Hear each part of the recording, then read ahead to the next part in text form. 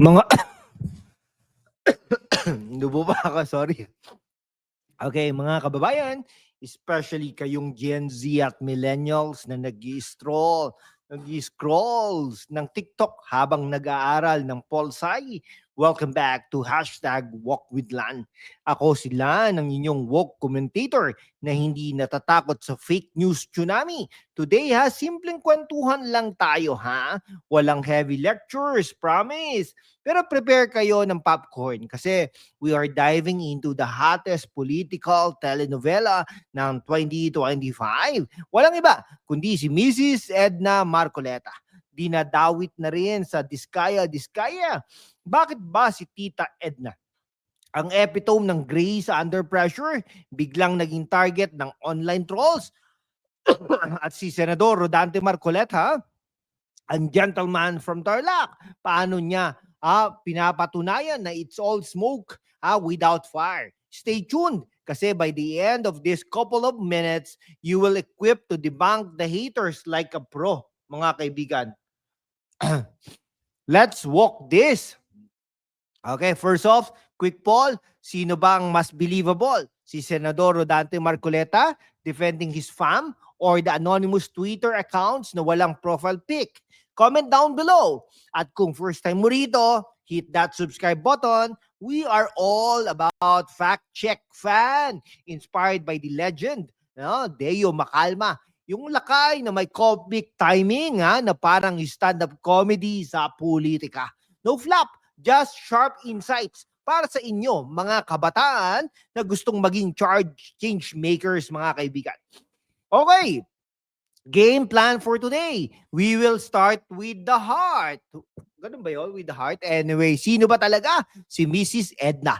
Then break down ng Diskaya mess without the jargon. After that, Senator Marcoleta's epic Senate showdown.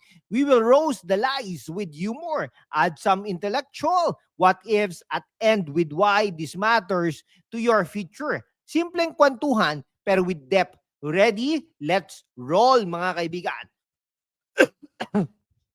Okay, mga ka-walk, bago tayo mag-dive sa controversy kwentuhan muna tayo about the woman behind the name, Mrs. Edna Magbitang Marcoleta. Imagine this born in Anao, Tarlac, yung probinsya na puno ng green fields at simple joys.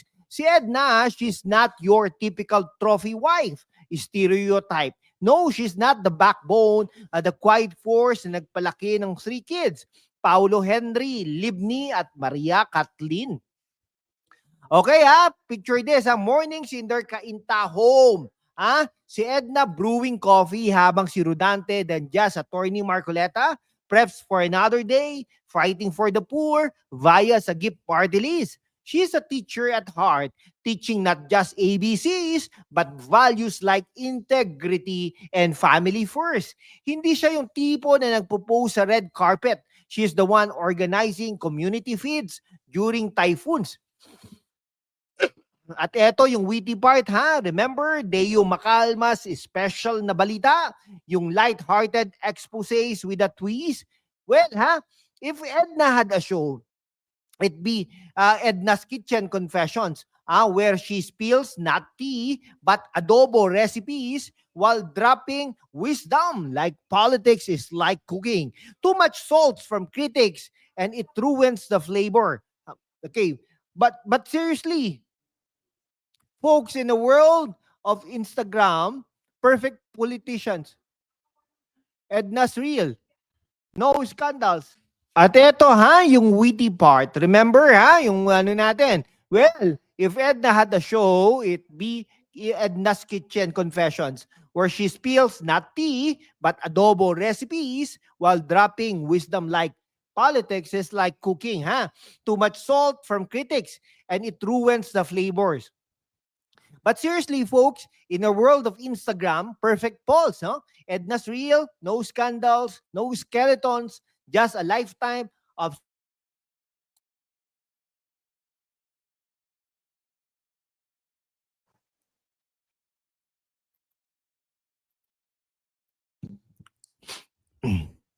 Okay, now fast forward to 2025. Si Rodante wins Senate seat, 6 places siya. thanks to that Iglesia ni Cristo Black vote power move, no? Paulo takes over sa gift, keeping the family legacy alive. Everything's golden until the Diskaya whispers start. Why drug Edna? Stay with me, mga kaibigan. Okay, ha? Okay. Okay, time for the meat, ha? Ano ba tong Diskaya drama? Simpleng kwentuhan, the Diskaya Group, Curly at Sara Diskaya runs companies na involved sa flood control projects under DPWH. Billions in contracts, pero allegations ng overpricing at ghost projects during last year super typhoons, ha? Boom! Senate Blue Ribbon probe. Senator Marcoleta as chair briefly until the leadership shuffle calls for hearings, mga kaibigan. September 26, 2025, no live sa Senate. Marcoleta pushes for immunity para sa mga Diskayas as state witnesses. Bakit? Kasi per experts like Justice Remulla, they gonna return ill-gotten gains first. It's not favoritism, it's a strategic lawyering, parang chess move, sacrifice a pawn to checkmate corruption, mga kaibigan. Pero here's the twist, Troll farms light up, Marcoleta protecting cronies at biglang poof! Si Edna's name drops in anonymous post linked via old Tarlac ties, claiming some vague business overlap from decades ago. No? Per Paulo's statement sa Manila Bulletin, September 29, zero direct links. Walang contracts, walang shares, walang kahit text message, mga kaibigan. Okay, intellectual angle for you, mga kabataan. This is classic disinformation playbook. Remember, 2022 elections, same tactics. Smear families to weaken the player. Data from Rappler shows Marcoleta's rise was clean. From survey laggard to top 6 via grassroots plus INC votes. No shady deals, mga kaibigan. If every old Tarlac connection is a scandal, then half of Congress is guilty of eating the same longganisa at fiestas. Baseless, right, mga kaibigan? Okay, mga kawok, ito yung hero arc na parang Marvel movie, Si Senador Rodante Marcoleta, 71 na po siya, but fierce, step up sa Blue Ribbon. Immunity for truth, he thunders, no? Depending not just the Diskayas, but the process. We need witnesses, not witch hands, no? So back in 2004, as alagad representative, he fought poverty laws. 2016, sa GIP Senior Deputy Leader, always for the marginalized. Now, 2025, post-election blow, his Deputy Minority Floor Leader, Ander Soto. Pero bakit siya? Kasi he's incorruptible. INC roots, teach discipline, not shortcuts. Okay, witty ang critics, parang yung side character sa teleserye na walang backstory pero biglang kontrabida. Marcoleta's in it for power. He could have stayed comfy in house. No, he's in Senate to probe real crooks like those flood projects na nag-cost ng thousands displays. Imagine if your tatay was smeared online, you'd fight back, right? Marcoleta's doing that for justice. Paulo echoes, Mom's clean, family united, blood thicker than troll ink, mga kaibigan. Okay, okay, lighten up. Kunwari, troll tweet, Edna's the secret Diskaya boss. Edna's reaction, probably baking bibingka while rolling eyes. No evidence from GMA, Inquirer, or even Rappler digs. Just recycled rumors from election salt. This is gender smear attack. The wife to hit the man. But Edna, she's Tarlac strong. Survived EDSA era struggles with Rodante. Okay. Per Journal of Democracy, Philippine politics is telenovela style. No? Distraction like this crowd out real issues like inflation, mga kaibigan. If Edna's guilty, then my Lola's guilty of controlling the adobo empire sa barangay. Zero proof. Paulo's denial, ironclad. So why the drag? To silence Marcoleta's probes, wake up call. Gen Z, verify before you share.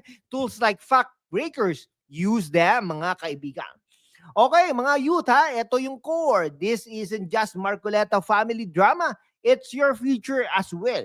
Flood scandals mean poorer infrastructure, higher taxes on your hassle, Marcoleta's fight for transparent government na you deserve. Okay, remember Paulo and Guerrero Dosfield fighting for sectors like you, and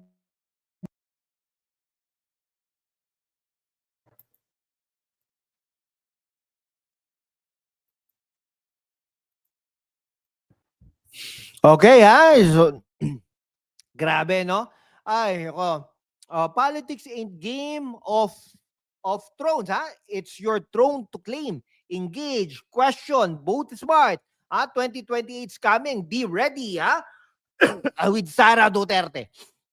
Okay, data forensics from the nerve shows clean wins. No foreign meddling, just people power. You, mga kawok, are the real force.